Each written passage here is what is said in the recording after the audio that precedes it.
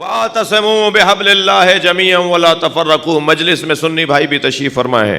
اللہ نے ہمیں جس رسی کے تھامنے کا حکم دیا ہے وہ رسی قرآن اور علی ہے، لہٰذا آپ کا فائدہ بھی اسی میں ہے، میرا مفاد بھی اسی میں ہے کہ ہم قرآن اور مولا علی سے اپنے تعلق کو بڑھائیں۔ جتنا قرآن فہمی میرے ہاں بڑھے گی، جتنا علی کی معرفت اور محبت بڑھے گی، اتنا میری الجھنیں دور ہوتی چلی جائیں گی۔ اور بہت ہی ٹھنڈے انداز سے اور بہت ہی سنجیدگی سے ایک جملہ کہہ رہا ہوں، یہ ایک عجیب منطق کہ علی دنیا میں چوتھے نمبر پر ہے اور آخرت میں پہلے نمبر پر ہے۔ جب سارا عالم اسلام مانتا ہے کہ علی آخرت میں پہلے نمبر پر ہیں تو پھر دنیا میں بھی پہلے نمبر پہ ماننا چاہیے۔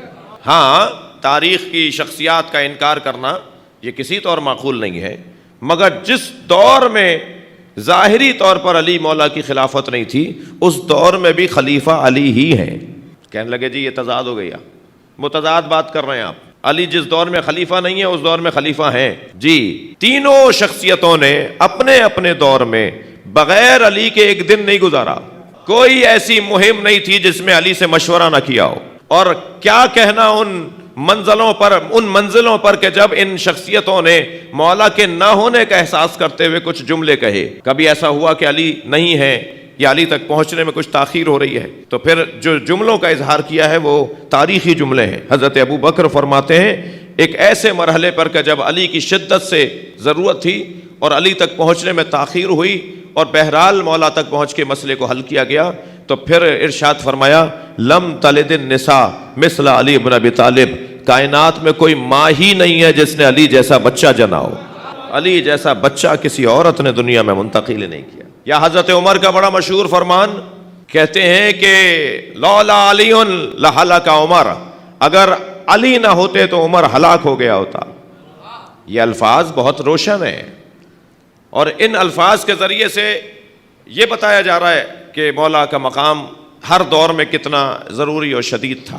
ایک شخص نے مرتے دم اپنی ساری ملکیت اپنے بھائی کے حوالے کر دی، ایک چھوٹا یتیم گود کا بچہ بھی اپنے بھائی کو دے دیا جو اس کا بچہ تھا مرنے والے کا، اور بھائی سے وصیت یہ کی کہ جب یہ بڑا ہو جائے میرا بچہ، جب یہ بالغ ہو جائے، بڑا ہو جائے، سمجھدار ہو جائے تو جو تم چاہو میری ملکیت میں سے، میرے مال میں سے میرے بچے کو دے دینا۔ بچہ جوان ہو گیا، چچا کے پاس آ کر کہنے لگا کہ اب سب کچھ میں سمجھتا ہوں، جانتا ہوں، جوان ہوں، بڑا ہوں، میرے باپ کا مال مجھے دے دیجئے۔ انہوں نے اپنے نوکر کو آواز لگائی کہ 1000 درہم انہیں دے دو۔ اس نے کہا چچا 1000 درہم تو آپ کے ایک نوکر کا خرچہ ہے، میرا باپ تو آپ کو اتنے جانور چھوڑ کر گیا، اتنی زمینیں چھوڑ کر گیا، اتنا مال، اتنی دولت چھوڑ کر گیا، اتنا سونا، اتنا چاندی چھوڑ کر گیا، آپ مجھے 1000 درہم کی فرما رہے ہیں۔ تو کہا دیکھو وصیت میں کیا لکھا ہوا ہے، تمہارا باپ لکھ کر گیا ہے کہ جو میں چاہوں وہ دے دوں، تو میں تو جو چاہ رہا ہوں وہ دے رہا ہوں، اور وہی دے دیا گیا۔ بچے نے عدالت میں مقدمہ کر دیا، قاضی دور حضرت عمر کا ہے، قاضی نے فیصلہ سنا دیا کہ بھائی باپ کی وصیت کے مطابق تو یہ صحیح ہے، تمہارا چچا، تمہارا باپ کہہ کر گیا ہے جو چاہو دے دو، تو میں تو یہ چاہ رہا ہے کہ 1000 درہم دے دو، تو دے دیا اس نے۔ وہ یتیم بچہ چلا گیا مولا علی کے دروازے پر۔ علی کے دروازے پر کوئی آ جائے اور وہ بھی یتیم آ جائے، ممکن ہی نہیں ہے مولا اس کا ساتھ نہ دیں۔